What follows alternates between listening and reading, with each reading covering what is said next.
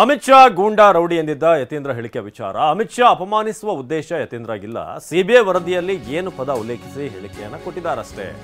ಅಮಿತ್ ಶಾ ಗೂಂಡಾ ಎಂದಿದ್ದಂತ ಯತೀಂದ್ರ ಇದಕ್ಕೆ ಸಂಬಂಧಪಟ್ಟ ಹಾಗೆ ಸಿಎಂ ಸಿದ್ದರಾಮಯ್ಯ ಮಾತನಾಡಿದ್ದಾರೆ. ಅಮಿತ್ ಶಾ ಅವರನ್ನ ಅಪಮಾನಿಸುವ ಉದ್ದೇಶ ಯತೀಂದ್ರಗಿಲ್ಲ, ಆದರೆ ಸಿಬಿಐನ ವರದಿಯಲ್ಲಿ ಏನು ಪದ ಇದೆ ಅದನ್ನ ಉಲ್ಲೇಖಿಸಿ ಹೇಳಿಕೆಯನ್ನು ಕೊಟ್ಟಿದ್ದಾರೆ ಅಂತ ಮೈಸೂರಿನಲ್ಲಿ ಮುಖ್ಯಮಂತ್ರಿ ಸಿದ್ದರಾಮಯ್ಯ ಹೇಳಿದ್ದಾರೆ.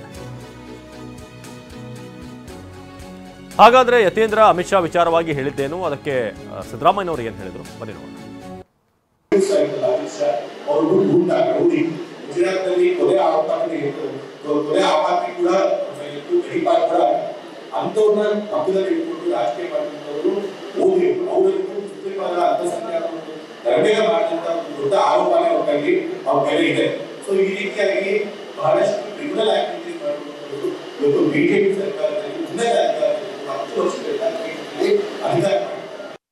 ಯತೀಂದ್ರ ಹೇಳಿರೋದು ಸಿಬಿಐನವರು ರಿಪೋರ್ಟ್ನಲ್ಲಿ ಆಧಾರದ ಮೇಲೆ ಹೇಳಿದ್ದಾರೆ ಅಷ್ಟೇ. ಕೋರ್ಟ್ ಕೊಟ್ಟಿರ್ತಾರೆ, ಸಿಬಿಐನವರು ಕೋರ್ಟ್ ಕೊಟ್ಟಿದ್ದಾರಲ್ಲ ಸಿಬಿಐನವರು, ಅದರ ಆಧಾರದ ಮೇಲೆ ಹೇಳಿದ್ದಾರೆ ಅಷ್ಟೇ.